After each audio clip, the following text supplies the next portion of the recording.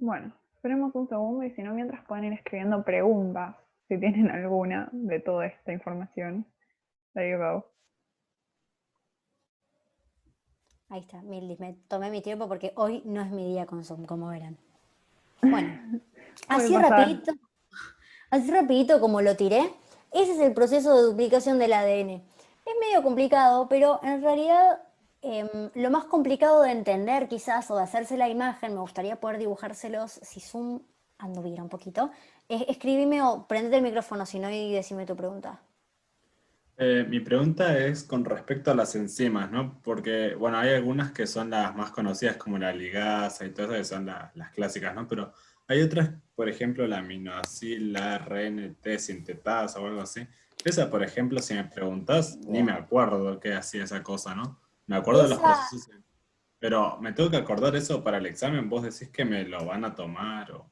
la RNT sin, o sea, la aminoácil, la RNT sintetasa te viene bien saber qué significa.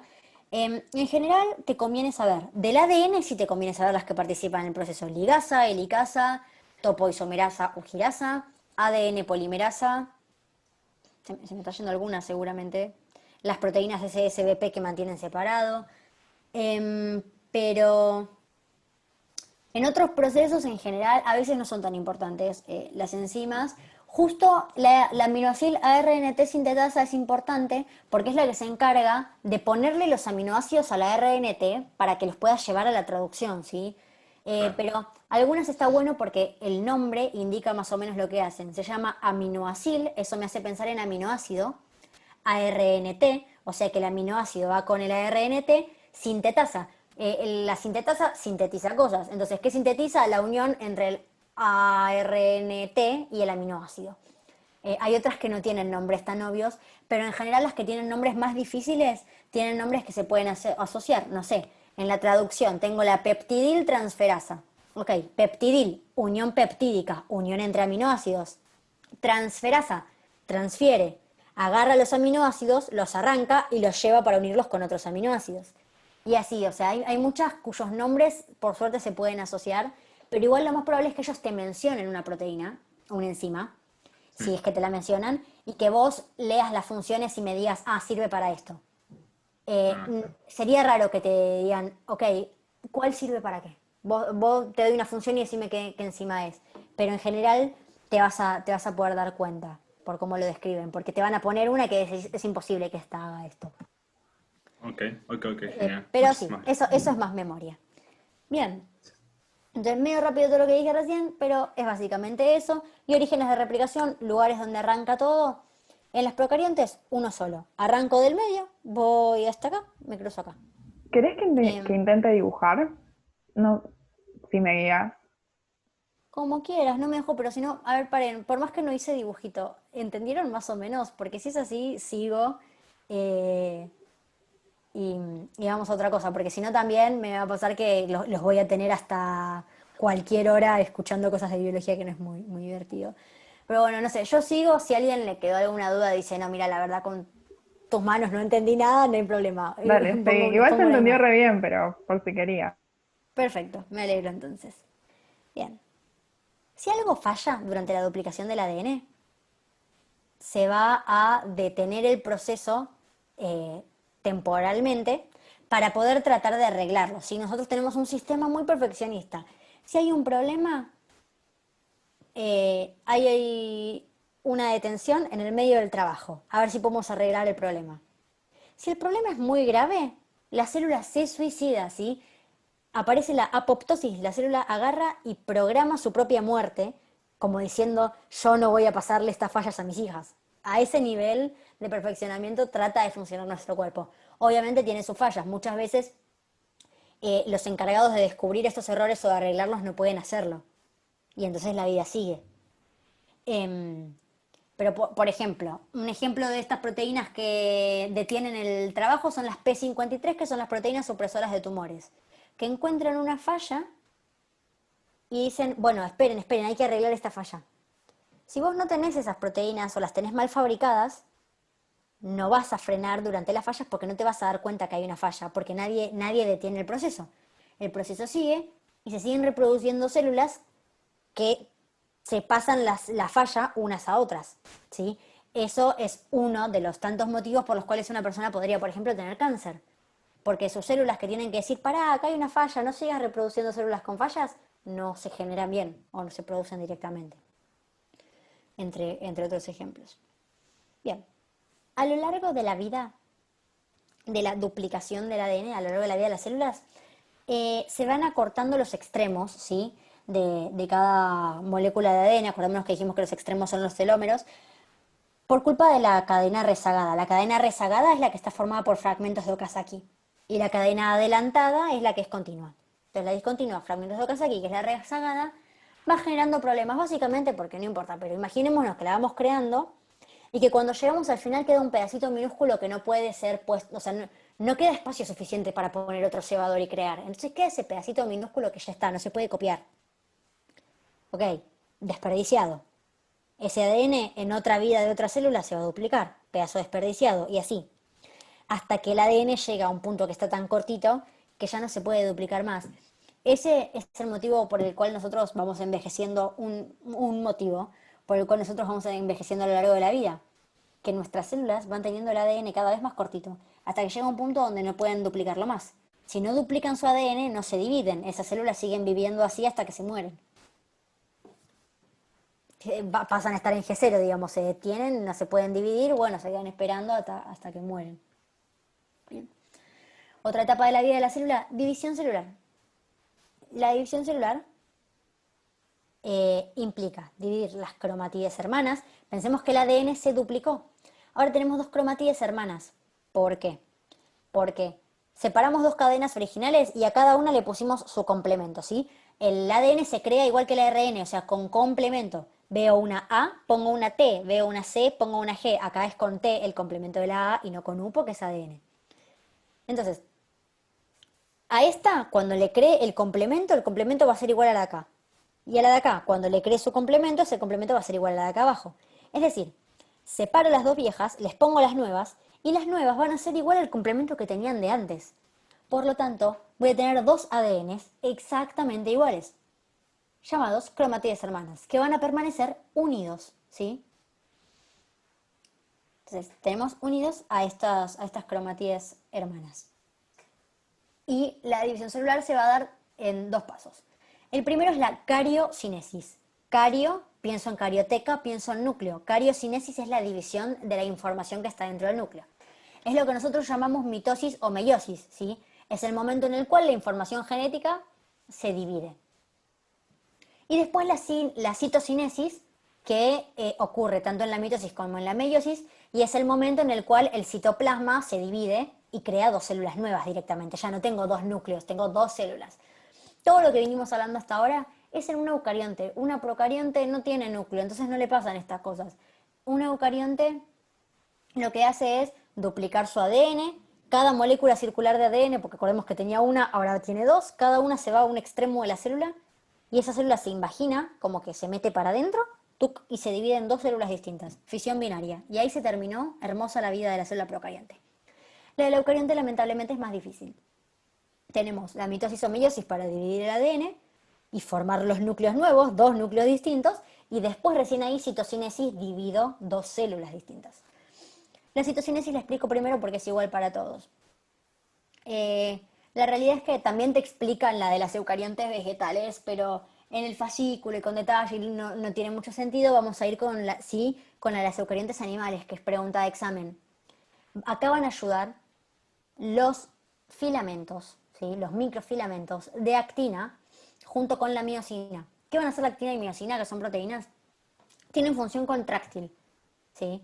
Entonces, entre otras cosas, como por ejemplo ayudar a contraer las células de, no sé, nuestro corazón, y si se contraen todas juntas, hacen que nuestro corazón se contraiga, si todas las células se contraen a la vez, entre otras cosas que pueden hacer contraerse, o músculo, la actina y la miosina pueden hacer que se contraiga la célula.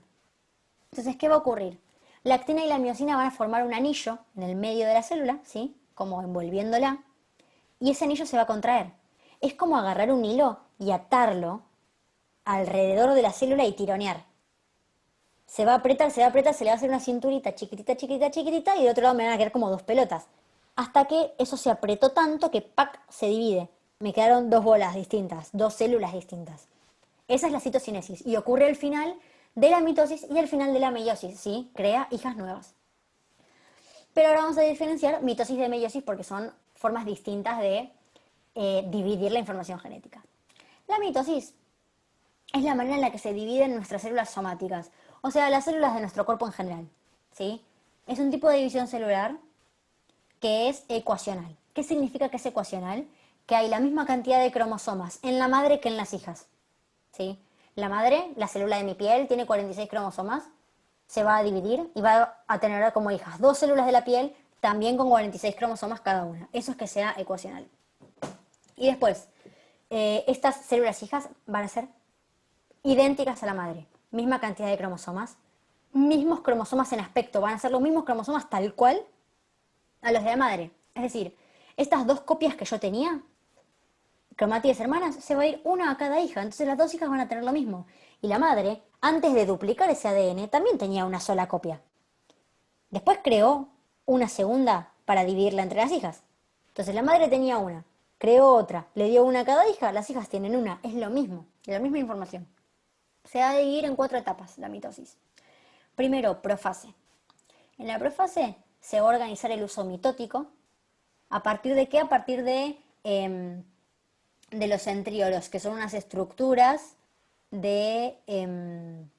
se me fue el nombre, de microtúbulos de nuestro citoesqueleto. Bueno, los microtúbulos del citoesqueleto forman centriolos. Esos centriolos ayudan a formar el uso mitótico. Las eucariontes vegetales no tienen centriolos, pero igual pueden formar el uso mitótico.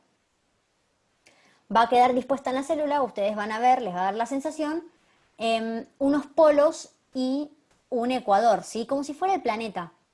Fíjense, esas como erizos que están en las puntas, arriba y abajo, son los centriolos. Y esas linitas punteadas que van desde los centriolos hasta el medio representan el uso mitótico. Entonces nosotros tenemos esa situación. Además, se desorganiza la envoltura del núcleo. Habíamos dicho que agarrábamos la lámina nuclear, se fosforilaba y se desarmaba para dejar expuesto el ADN y que pueda realmente separarse en cosas diferentes. La cromatina se condensa porque dijimos que se fosforilaba la histona 1, entonces se aprieta mucho. En este proceso lo que va a pasar es que el nucleolo, que es el área donde se formaban las partes del ribosoma, va a dejar de serse visible, pero los que sí se van a empezar a ser visibles por condensarse son los cromosomas. Y lo que va a ocurrir acá es que los cromosomas se van a unir por sus centrómeros, es decir, su parte del medio, ahí está representada con un puntito blanco, al uso mitótico. Y se van a empezar a mover. Fíjense entonces la imagen, dice interfase, tenés todo, cualquier cosa del ADN, ¿sí? Muy suelto, muy tranqui. Profase, se ponen los centríolos, se condensan los cromosomas y se enganchan al uso mitótico. Por más que no lo vean, están enganchados por la parte blanquita del centrómero al uso mitótico. Y se van a empezar a mover. ¿Por qué las cromátides hermanas, o sea, cada palito del cromosoma permanecen juntas? Porque hay unas coecinas, ¿sí? Que son las proteínas que se encargan de mantenerlas unidas. Se encargan de que los dos palitos amarillos estén juntos, los dos palitos azules estén juntos. Pasamos a la siguiente etapa, que es la metafase.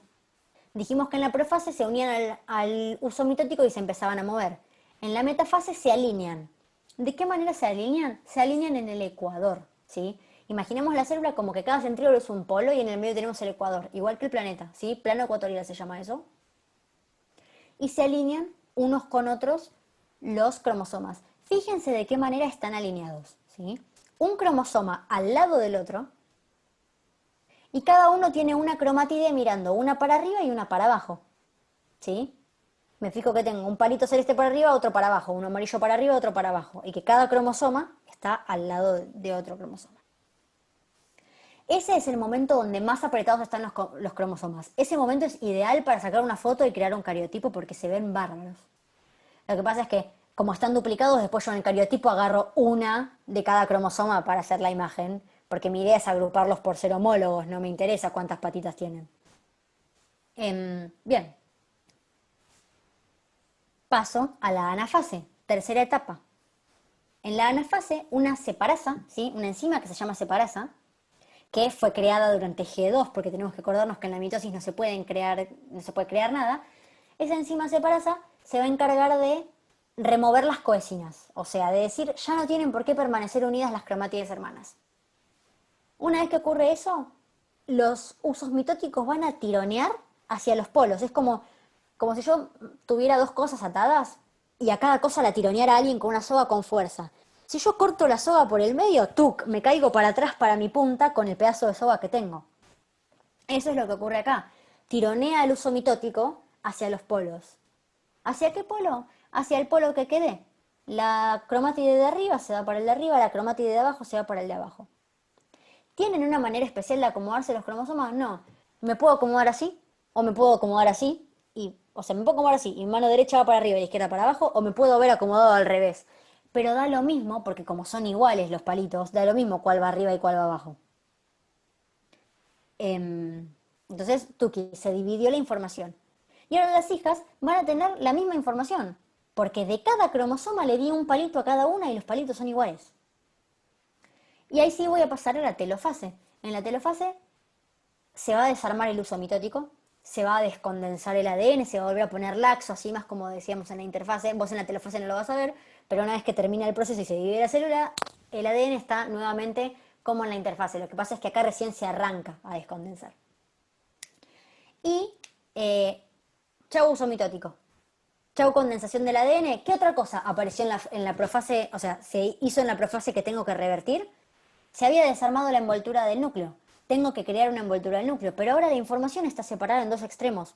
Entonces, en lugar de volver a armar un solo núcleo, alrededor de cada polo se genera una envoltura nuclear nueva. ¿Por qué? Porque las láminas nucleares que antes se habían fosforilado para desarmar el núcleo, se les quita esos fosfatos, se desfosforila, se le quita lo que se agregó, vuelve a su estado original y vuelve a tender a armar el núcleo. Solo que como ahora tengo información acá e información acá, creo un núcleo alrededor de cada polo. Una vez que tengo los dos núcleos nuevos, citocinesis, se divide el citoplasma. Ahora vamos a hablar de la meiosis. Una de las dos meiosis es muy parecida a la mitosis, pero la otra no lo es. ¿Qué ocurre en la meiosis? Fíjense, en la interfase, nada, tenemos tranqui, cada palito de ADN en la vida.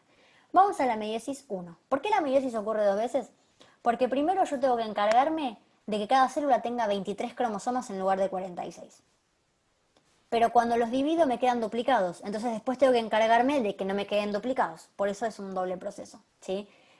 Una célula hace meiosis 1 y sus dos hijas hacen meiosis 2. Esto sirve para contrarrestar el proceso de fecundación, ¿sí? Esto sirve para crear gametas. ¿Y por qué las gametas tienen que tener la mitad de la información? Porque se van a juntar con otra gameta. Mis 23 cromosomas, cada uno con un dato diferente. Con los 23 cromosomas de otra persona, cada uno con un dato diferente, van a formar 46 cromosomas que se pueden dividir en parejas. Mi cromosoma de color de pelo con el cromosoma de color de pelo del otro, ¿sí? O sea, mis 23 cromosomas simples van a juntarse con los de otra persona, van a crear un cigoto con 46 cromosomas homólogos, ¿sí? Que se pueden juntar de a pares, diploide. Si yo pusiera 46 cromosomas y el otro pone 46 cromosomas, el cigoto tendría 92 cromosomas, y eso es un montón. Es probable, quizás pregunta parcial, que a lo largo de la vida de la célula les pregunten cómo están los cromosomas, simples, duplicados, cuánto ADN hay. Solamente hay que sacar las cuentas. ¿En qué momento estoy? ¿Ya se duplicó el ADN? Ok, sí. ¿Y ya se dividió en células distintas? No, todavía no, permanece junto. Entonces el cromosoma está duplicado. Y la cantidad de ADN es sencilla. Tengo 46 cromosomas. Si esos cromosomas están simples, tengo 46 cromátides, porque cada cromosoma tiene un palo, un solo ADN. Si esos cromosomas están duplicados, tengo 92 moléculas de ADN. Tengo 46 cromosomas, pero cada cromosoma es una cruz, está doble, ¿sí? Tengo doble ADN, 2 cromátides por cada cromosoma, pero los cromosomas siguen siendo 46. En la meiosis lo que me va a pasar es que arranco con 46 cromosomas duplicados, termino la meiosis 1 con 23 cromosomas, la mitad, pero todavía duplicados, y termino la meiosis 2 con 23 cromosomas, pero que ya están simples. Entonces, arranco la meiosis 1. La meiosis número 1, fíjense que las etapas se llaman igual, profase, metafase, anafase y telofase. Las que se llaman sin numerito son de la mitosis. Las que se llaman 1 son de la meiosis 1 y las que se llaman 2 son de la meiosis 2. Así de simple. Por suerte los nombres son los mismos y los procesos son parecidos. Entonces, meiosis 1. La meiosis 1 es reduccional, porque a diferencia de la mitosis, las hijas van a tener la mitad de los cromosomas que la madre. Se reduce la cantidad de cromosomas. Y las hijas no solo van a tener la mitad de la información, sino que van a ser diferentes de la madre y diferentes entre ellas. No es que, bueno, yo me quedé con la mitad y vos también con la mitad, pero tenemos las mismas mitades. Tenemos diferente información en esas mitades. ¿Por qué? ¿Por qué ocurre eso? Bueno, porque en la profase 1 se organiza el uso, solamente que esta vez se llama uso meiótico, se desarma la envoltura nuclear y se empieza a condensar el ADN, ¿sí? Eso ocurre, igual que en la otra profase. Pero ocurre algo más. Los cromosomas homólogos, acuérdense que dijimos que los homólogos son la versión del padre y la versión de la madre de la misma característica, ¿sí? Mi cromosoma, no sé, tengo un cromosoma que indica color de pelo, de piel, de ojos, de todo eso, de mi madre y otro de mi padre, tuc. Homólogos. Uno que indica mis tamaños, altura, tamaño de la nariz, tamaño de los pies, y el de mi padre, tuc, se juntan. Esos cromosomas son homólogos, se van a aparear. Muchos se confunden esto con la fecundación, porque habla de progenitores, pero no, se refiere a los cromosomas de mis progenitores, ¿sí? De mi padre y de mi padre, de mi madre y de mi padre que ya me dieron a mí, y yo ya existo, y tengo dentro mío información de ambos. Esa es la información que se aparea, ¿sí? Los homólogos se aparean. Y al aparearse ocurre un proceso que se llama crossing over. Al azar, ¿sí? Un pedazo de cada cromosoma se va a intercambiar con el de al lado. Esto genera variabilidad genética, ¿sí? Genera diferencias. ¿Por qué? Porque ¿qué pedazo de cada cromosoma se intercambió? Fue al azar. Se intercambia el mismo pedazo. Digo, si yo te intercambio la puntita de arriba, acá también, toc. Pero ¿qué parte del cromosoma intercambiamos es al azar en ese crossing over? Eso es importante porque genera diferentes posibilidades. Cualquier pedazo se podría haber intercambiado. Entonces, buenísimo. Se van a unir al uso meiótico y empezar a moverse, pero lo van a hacer juntos. Fíjense que tenemos una cruz roja y una azul que van juntas ahora.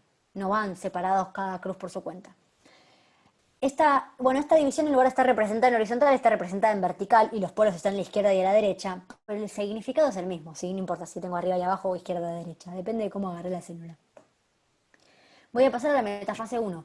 Se van a alinear los cromosomas, pero no se van a alinear de a uno, ¿sí? Se van a alinear en parejas. Es como que te diga que formen filas de a dos. Forman filas de a dos con su pareja. Anafase 1. Cada cromosoma completo con sus dos cromátides, es decir, cada X, se mueve hacia un extremo. Esto también es al azar, ¿sí? La anafase 1 es al azar. ¿Por qué es al azar? Porque durante la metafase, fijémonos, arriba se puso a la izquierda el rojo y a la derecha el azul. Pero podría haber sido al revés tranquilamente. ¿Quién define eso? Podrían haberse puesto al revés. Y en ese caso, en la anafase 1, en lugar de ir el azul a la derecha y el rojo a la izquierda, podría haber sido lo contrario. Entonces, al final de todo, en lugar de quedarme a la izquierda rojo y azul, y a la derecha azul y rojo, me podrían haber quedado a la izquierda los dos azules y a la derecha los dos rojos. Eso es importante, porque acordémonos que ahora no es como en la mitosis, que daba lo mismo porque era todo igual. Ahora que están intercambiados, no son iguales los cromosomas. ¿Sí? Porque, qué sé yo, tenía una pareja de mellizos, una nena y un nene con un Guaymallén, y otra nena y otro nene con un Terrabusi. Se juntaron y las dos nenas intercambiaron sus alfajores. Entonces ahora tengo los nenes, cada uno con su Terrabusi y su Guaymallén original, pero las nenas se intercambiaron. Ya no son iguales, no da lo mismo lo que yo estoy cambiando de acá para allá, porque no todos tienen las mismas cosas. Entonces, que eso ocurra al azar, que en la anafase, por culpa del orden de la metafase, se haya ido cualquiera para cualquier lado, cambia los resultados. No es lo mismo rojo con rojo que azul con azul que azul con rojo. Y fijémonos que la telofase también es igual, ¿sí? Se descondensa el ADN, se desarma el uso meiótico y se forman los núcleos alrededor de cada polo. Viene la citocinesis y se forman dos células hijas. En el proceso de abajo, cada célula hija hace meiosis 2. Fíjense que la metafase, la anafase y la telofase 1 son iguales a las de la mitosis. La única que tiene diferencias es la profase 1 que agarra el crossing over. Y en realidad, bueno, sí, la metafase y la anafase también tienen diferencias porque ahora los cromosomas van en pareja. Pero el proceso, el me alineo en el plano ecuatorial, me separo, es el mismo. Solo que en lugar de agarro un cromosoma y le separo sus patas, agarro dos cromosomas y cada cromosoma con sus dos patas se va a diferentes lugares. ¿Qué pasa en la meiosis 2? La meiosis 2 vuelve a ser ecuacional, ¿sí? ¿Por qué? Porque las hijas de la meiosis 1 tienen 23 cromosomas. Las hijas de la meiosis 2 también tienen 23 cromosomas. Acá vamos a hacer lo mismo que en la meiosis. Acá vamos a separar las patas. Y el proceso va a ser igual que en la meiosis. En la profase 2 se organiza el uso meiótico, se condensa el ADN, se desarma la envoltura nuclear, se unen al uso los cromosomas, cada uno solito, sin pareja, y empiezan a moverse. En la metafase 1 se alinean, uno al lado del otro, bueno, en este caso uno abajo del otro. En la anafase 1, cada palito se va para un lado diferente. Y en la telofase, todo esto, anafase, metafase, etcétera, 2, quise decir, pero estaba leyendo y me distraje. Y en la telofase 2 se forman los núcleos nuevos, TUC. Viene la citocinesis, tenemos 4 hijas en total. Porque la meiosis 1 tuvo 2 hijas, cada una de ellas tuvo 2 hijas, eso me da 4 hijas en total. ¿Qué es importante acá? Lo mismo, la anafase 2 también es al azar. Y también podía generar resultados diferentes, porque acá, igual que en la mitosis, alineé esto. Pero yo también podría haber alineado la X al revés y que el palito este que está a la derecha estuviera a la izquierda. ¿Quién me lo dice eso?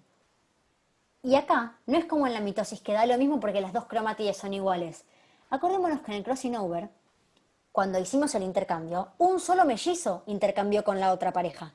¿Sí? No es que intercambiamos todos con todos, sino que uno de los mellizos se quedó con su Guaymallén y el otro fue a buscar un Terrabusi.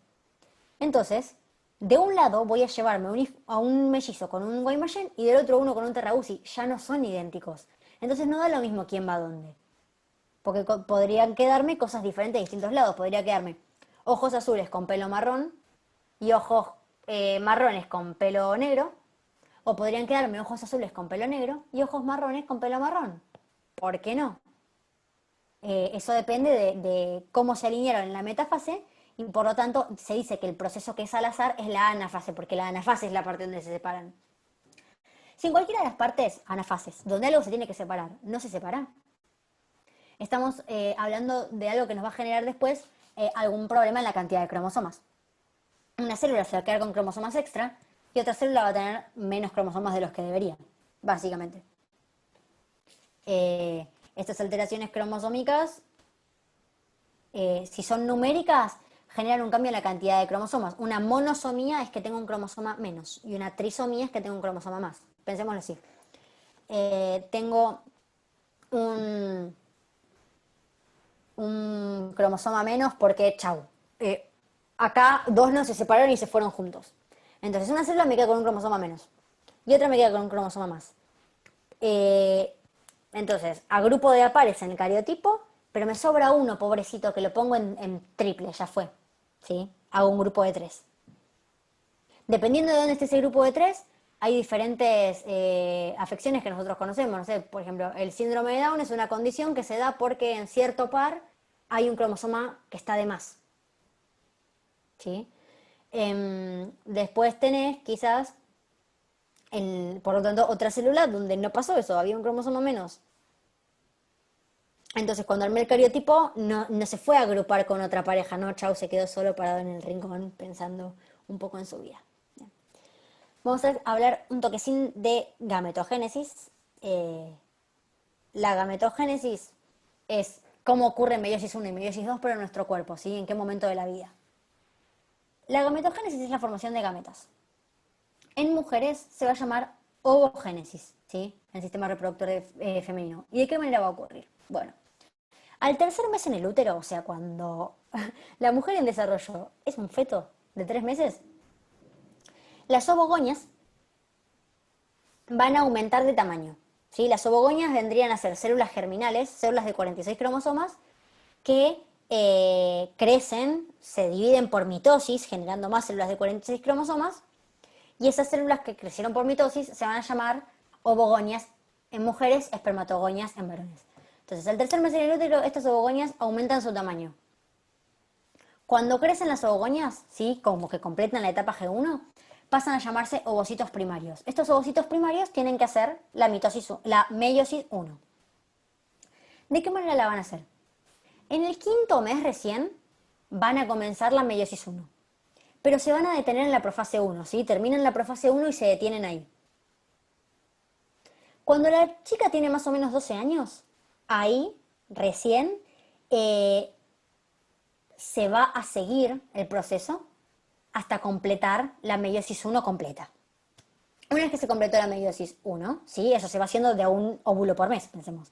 Bueno, de a un ovocito primario por mes se va completando la meiosis 1. Como resultado tenemos sus 2 hijas. ¿Qué pasa? Una hija se robó todo y quedó enorme. Y la otra hija quedó minúscula, ¿sí? Un cuerpo que no sirve porque le robaron todos los nutrientes. Entonces, chau, quedó una sola de las 2 que podían quedar. Esa, que se va a llamar ovocito secundario, va a entrar en meiosis 2. Y se va a detener en la metafase 2.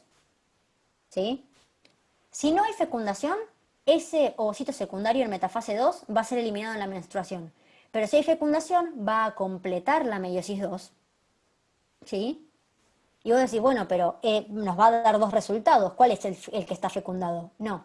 Va a pasar de nuevo lo mismo. Uno se va a quedar con todos los nutrientes y el otro se va a perder porque no tiene nutrientes. Entonces, de todo nuestro proceso, las mujeres generamos un solo óvulo útil. Las otras posibilidades de generar más óvulos se fueron cada vez que un óvulo se comió los nutrientes de los demás. No, cuando hay mellizos ocurre con 2 óvulos distintos, ¿sí? Es como que sean 2 ovocitos secundarios distintos. Esto de que uno queda grande y el otro chiquito sigue pasando, pero se fecundan. Y cuando hay gemelos, lo que ocurre es que 2 espermatozoides fecundan el mismo óvulo. Por eso crecen en la misma bolsa y toda la bola. Bien, con los varones es un poco más fácil, ¿sí? No, de nada. Porque, ¿qué va a pasar con la espermatogénesis? En la pubertad, las espermatogonias crecen, completan la G1, sí, crecen, se preparan para dividirse y se transforman en espermatocitos primarios. Los espermatocitos primarios hacen meiosis 1 y generan como resultado 2 espermatocitos secundarios, es decir, ahí nadie se comió a nadie. Estos hacen meiosis 2, se generan en total 4 espermátides. Una vez que a las espermátides se les agrega una cola, tipo se las separa a unas de otras con la citocinesis y se les agrega la cola, el flagelo, listo, chau, tengo 4 espermatozoides. Es decir, el proceso de una meiosis normal, como la explicamos, no hay nada raro ahí. La mitad, o sea, todos los óvulos femeninos tienen cromosomas X. ¿Por qué? Porque la mujer es XX. Todas sus gametas tienen X en sus cromosomas. Los varones van a generar la mitad de las gametas X y la mitad de las gametas Y. ¿Por qué? Porque si mi célula tiene XY y yo sé que un cromosoma se va para cada lado de los de mis padres, la X se fue por un lado, la Y se fue a otra gameta.